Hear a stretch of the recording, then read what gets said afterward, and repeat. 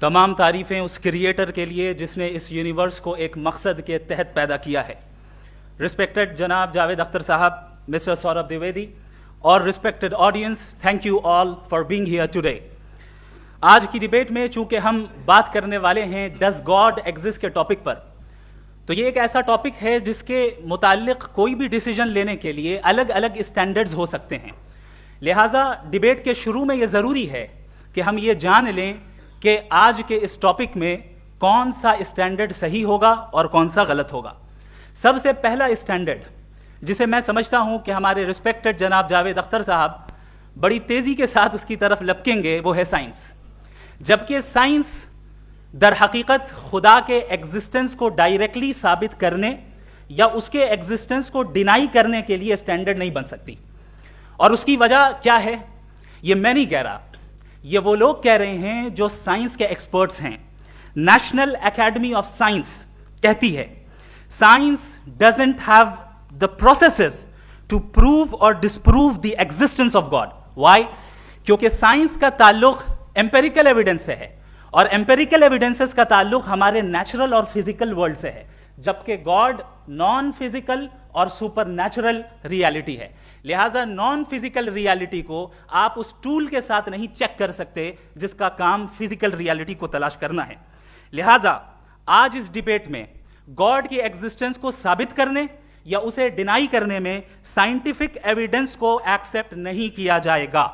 دوسرا اسٹینڈرڈ ہو سکتا ہے ریویلیشن, کہ ریویلیشن کے ذریعے ہم یہ ثابت کریں کہ گاڈ ایگزسٹ کرتا ہے یا نہیں.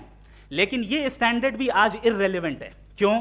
کیونکہ ریویلیشن میرے نزدیک سورس آف نالج ہے, ویلڈ سورس آف نالج ہے, لیکن ہمارے جاوید اختر صاحب کے نزدیک یہ ویلڈ سورس آف نالج نہیں ہے. لہٰذا آج کی ڈیبیٹ میں ایک بھی ایویڈنس کسی بھی مذہبی اسکرپچر سے نہیں دوں گا تاکہ جاوید اختر صاحب کے لیے وہ ان ایکسیپٹیبل نہ ہو. تیسرا جو معیار ہو سکتا ہے وہ ہے آبزرویشن, کہ بھائی کوئی کہے کہ ہمیں خدا دکھاؤ, اگر ہے تو دکھاؤ, یا یہ کہ خدا کے ایگزسٹنس پر امپیریکل ایویڈنس دو, تو یہ ہے در حقیقت غلط ٹول کا استعمال کرنا. یہ ایسا ہی ہے کہ جاوید صاحب مجھ سے یہ مطالبہ کریں کہ مفتی صاحب آپ میٹل ڈیٹیکٹر کے ذریعے پلاسٹک ڈیٹیکٹ کر کے دکھائیں. اب چونکہ پلاسٹک ڈیٹیکٹ نہیں ہو پا رہی ہے لہٰذا plastic does not exist. No, you are using the wrong tool. اس ٹول سے پلاسٹک کو ڈیٹیکٹ نہیں کیا جاتا. لہٰذا میں سمجھتا ہوں کہ گاڈ کے ایگزسٹنس پر امپیریکل ایویڈنس کا مطالبہ کرنا ایک بچکانہ مطالبہ ہے, اور ہمارے رسپیکٹڈ جناب جاوید اختر صاحب اس اسٹیج سے اب بہت آگے نکل چکے ہیں. اب بچتا ہے ایک ہی اسٹینڈرڈ, اور وہ اسٹینڈرڈ ہے عقل, لاجک, ریزننگ. اور یہی وہ اسٹینڈرڈ ہے جس کے تحت گاڈ کی ایگزسٹنس کو ثابت کیا جائے گا یا گاڈ کی ایگزسٹنس کو ڈینائی کیا جائے گا. لیکن چونکہ یہ بہت امپورٹنٹ اور سینسٹیو ٹاپک ہے, اس لیے لاجیکل آرگیومنٹ بھی ایسا ہونا چاہیے جو ڈیفینیٹو ہو, انڈیفینیٹو نہ ہو, جو 2 اور 2 4 کی طرح بالکل واضح ہو, جسے لاجیکلی ریجیکٹ کرنا پاسبل نہیں ہو. فار ایگزامپل ہم کہیں ہمارے رسپیکٹڈ مسٹر سوربھ صاحب یہ ایک انسان ہے اور تمام انسان کانشیس بینگ ہے, لہٰذا نتیجہ کیا نکلا, ہمارے سوربھ صاحب بھی کانشیس بینگ ہے. کیا یہ انڈیفینٹ آرگیومنٹ ہے یا ڈیفینٹ آرگیومنٹ ہے؟ یہ ڈیفینٹ آرگیومنٹ ہے. یہ 2 اور 2 کی طرح واضح ہے, اس میں کسی طرح جو ہے لاجیکلی اس کو ریجیکٹ نہیں کیا جا سکتا. تو اگر آج ہمارے جاوید اختر صاحب ایسی کوئی عقلی دلیل اور لاجیکل ایویڈنس دیں خدا کے نہ ہونے پر جو ڈیفینیٹ بھی ہو, تو میں یہ اعلان کرتا ہوں کہ یقیناً میں اس ایویڈنس کو قبول کروں گا اور اس پر غور کروں گا. لیکن ساتھ میں یہ بھی اعلان کر دیتا ہوں پریڈکشن کے طور پر کہ ایسا کوئی ڈیفینیٹ آرگیومنٹ کوئی نہیں پیش کر سکتا. دلیل ہم دیں گے اور ڈیفینیٹو دلیل دیں گے, لاجیکل دلیل دیں گے, ایسی دلیل دیں گے جو انٹائر ایتھیسٹک ورلڈ اسے ریفیوٹ نہیں کر سکتی. چلیں اب ہم ایک ایگزامپل سوچتے ہیں, ایک سینیریو, سمپل سینیریو. تمام آڈینس سے گزارش ہے, ہم اور آپ ایک آئسولیٹڈ آئیلینڈ پر ہیں, ایسا آئیلینڈ جہاں پہ ہم سے پہلے کوئی کبھی نہیں گیا. چلتے چلتے آپ کے سامنے اچانک آپ نے دیکھا ایک پنک کلر کی بال پڑی ہوئی ہے. سب سے پہلا سوال آپ کے ذہن میں کیا آئے گا کہ یہ بال یہاں کیوں آئی, کیسے آئی, یہ پنک کلر کی ہی کیوں ہے, کوئی اور کلر بھی ہو سکتا تھا, یہ اسی شیپ میں کیوں ہے, کوئی اور شیپ بھی ہو سکتا تھا. نیچرلی آپ اس طرف پہنچیں گے کہ کوئی نہ کوئی ہے جس نے ان اسپیسیفک پراپرٹیز کے ساتھ اس بال کو بنایا ہے اور یہاں پہ رکھا ہے.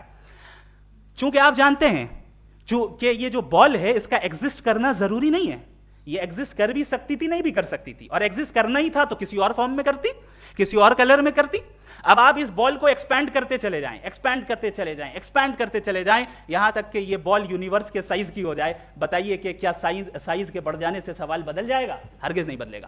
ابھی بھی سوال رہے گا, یہ یونیورس کہاں سے آیا, ان اسپیسیفک پراپرٹیز کے ساتھ کہاں سے آیا, کیوں آیا, کس نے بنایا, یہ سوال اس وقت بھی ویلڈ رہے گا. لیکن یہ سوال اگر ہم جناب جاوید اختر صاحب سے کریں تو چونکہ ان کا ورلڈ ویو ایتھیسٹک ہے, اور صرف ان کا نہیں, مطلب جتنے بھی ایتھیسٹ ہیں اور ایتھیسٹک ورلڈ ویو کو رکھنے والے سے اگر آپ یہ سوال کریں کہ یہ یونیورس کہاں سے آیا, تو ان کا جواب یا تو آرگیومنٹ فرام اگنورینس ہوگا یا ڈوگمیٹک ہوگا.